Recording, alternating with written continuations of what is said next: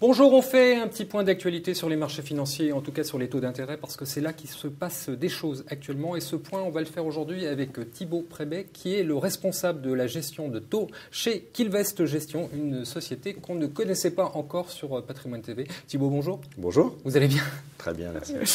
Alors, j'ai été à votre conférence l'autre jour, il y avait beaucoup de journalistes et c'était très intéressant. Et vous avez tenu des propos sur la gestion de taux qui étaient très intéressants. Quelle est votre position aujourd'hui sur le marché des taux d'intérêt?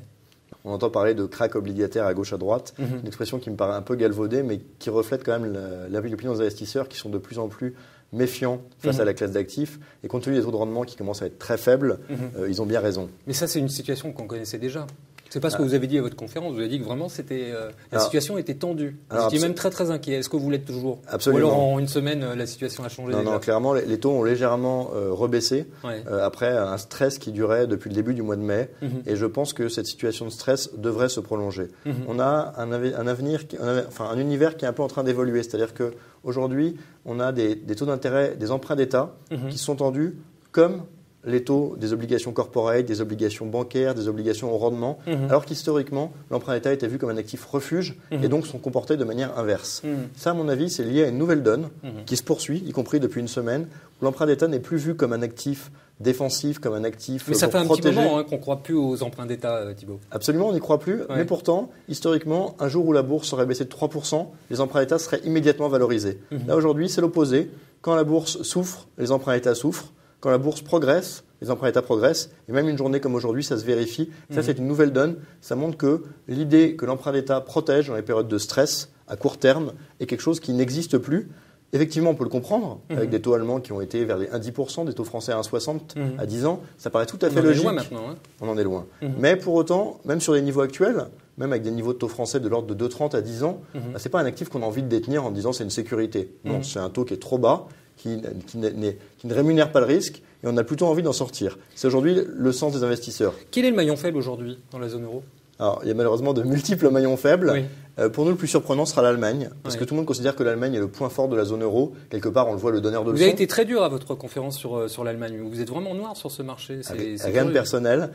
J'ai tendance à considérer que l'Allemagne est bien vue pour des mauvaises raisons. Moi, je pense que l'Allemagne me fait penser un peu au Japon. Il faut toujours se méfier des comparaisons qui sont toujours faciles à faire. Mais on revoit cette idée du pays qui a un vieillissement très fort de la population, qui le condamne à des périodes de fortes difficultés à moyen et long terme, et qui aujourd'hui a des bénéfices qui sont liés justement aux prémices de ces difficultés et qui sont mal analysés. Prenons un exemple simple, le chômage allemand. Tout le monde nous dit que le chômage allemand est beaucoup plus faible que le chômage français. Rappelons qu'en 1980, le chômage du Japon était déjà de l'ordre de 2%. Et en fait, qu'est-ce que ça veut dire? Tout simplement que quand il n'y a plus de jeunes et qu'il y a énormément de départs à la retraite, cette population vieillissante… Pourtant, le marché allemand est considéré comme un marché refuge. La dette allemande est considérée comme la meilleure, une des meilleures du monde. Parce que c'est le des plus liquides, c'est un marché qui est énorme. Mais vous n'y croyez pas quand même? Non. Là, aujourd'hui, vous investiriez pas en Bund allemand? Parce que je pense que le futur allemand, contrairement à ce qu'on pense, est plus noir que le futur français et qu'avec des taux beaucoup plus faibles, il serait dommage d'y aller. Je considère que quand on a un pays où effectivement tout le monde trouve du travail parce qu'il n'y a plus que des personnes qui sont âgées, qu'il n'y a plus de jeunes, le dynamisme va baisser, la capacité à trouver des salariés prêts à travailler à des salaires très bas, ce qui faisait la force historique de l'Allemagne, c'est quelque chose qui va disparaître. Et donc je pense que ce chômage un peu en trompe-l'œil, ces taux bas, cette manière de donner des leçons alors même que la population est en train de baisser, on a vu le dernier recensement allemand qui a fait état de 2 millions de personnes en moins, perdues, tous ces éléments sont plutôt négatifs. Oui. Le PIB du premier trimestre était là encore très inquiétant. On l'a vu, il était positif d'une chouille, révisé sur le PIB précédent et négatif sur tous les postes, à part sur la consommation des ménages. Ça, c'est traditionnellement un PIB de pays en vieillissement, dynamisme, exportation, importation, investissement. Donc l'Allemagne, on a compris. Il y a un autre pays que vous n'aimez pas bien, c'est l'Irlande. Pourquoi? Absolument. Je pense que l'Irlande est là encore un pays qui a obtenu une sorte de satisfecit des marchés. Il faut se rappeler que les taux à 10 ans irlandais ont touché quasiment les 3%, il y a de cela à peine un mois et demi, alors que la dette irlandaise, en fin d'année dernière, représentait 118% du PIB, que c'est un pays qui avait soi-disant affiché une croissance de 0,9 en 2012, qui depuis a été révisée à 0,2 la semaine dernière, qui en fait est sur un deleveraging bancaire très important. On sait que les années 2000-2010 ont connu une forte croissance liée aux multiples bancaires.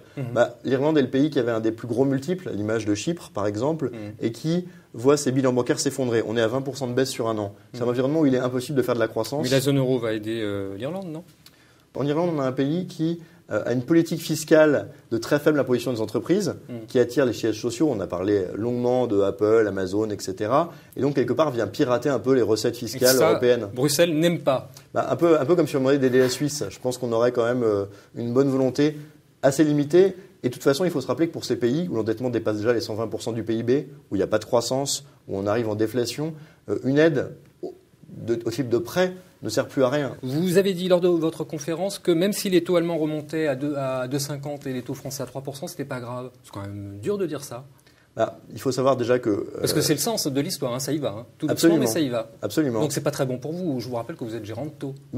C'est vrai et c'est faux à la fois. Le problème sur les taux, c'est que plus les taux baissent, plus vos performances sont élevées. Mais un jour, il faut réinvestir. Et quand les taux sont à 1, on se bloque des rendements à 1 pour 10 ans. Là, vous vous comportez comme un assureur. C'est pas bien ce que...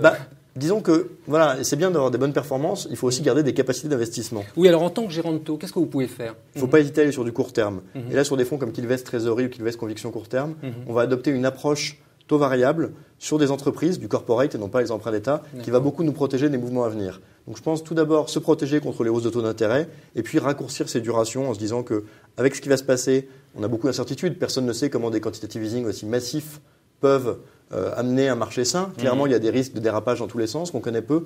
Souvent, la durée, c'est l'ennemi. Et raccourcir des portefeuilles, ça va être un bon moyen de sécuriser. Ça tombe bien, les rendements ne sont pas très attractifs. Ce n'est pas un mauvais moment pour aller se reposer Inquiet sur pour des l'avenir taux ou courts. pas ? Sur la partie taux, j'entends. Ouais. Aujourd'hui, clairement, je trouve que ça va être source de possibilités d'investissement, un peu comme 2008, un peu comme 2011, mais ce sera des périodes difficiles. Vous savez, ma phrase préférée, c'est le marché obligataire, c'est comme le roseau, il faut qu'il rompe, mais qu'il plie. S'il plie, on trouve des capacités d'investissement, s'il rompt, on est au chômage. Et ça, on ne sait pas encore. Exactement. En tout cas, Thibaut, merci beaucoup d'être passé par nos studios et j'aurai grand plaisir à vous retrouver à la rentrée ou après pour faire un nouveau point sur les taux d'intérêt. Merci beaucoup.